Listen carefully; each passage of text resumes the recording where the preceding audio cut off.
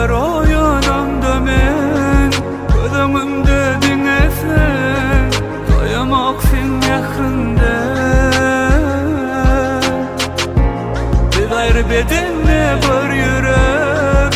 ömrüme dinesen gerek biz bir eve belet demalyan sen benim kovam var olam sensiz olmayan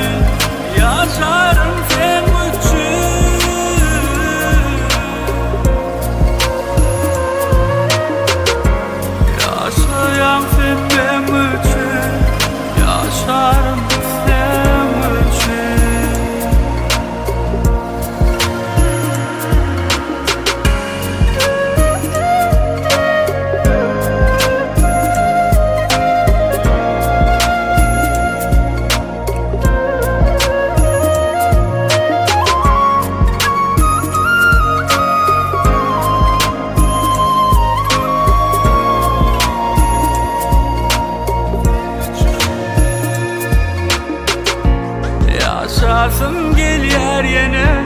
Havadan sen yıllar anımda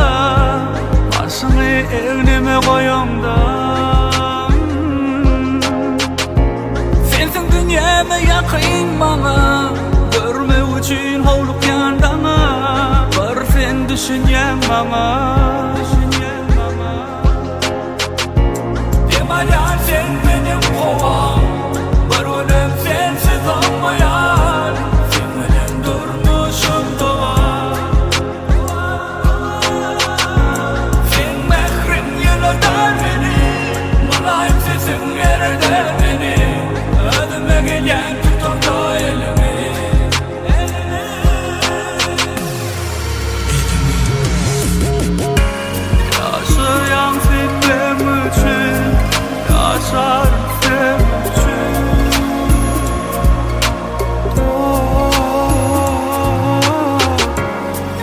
Yaşayan sen benim için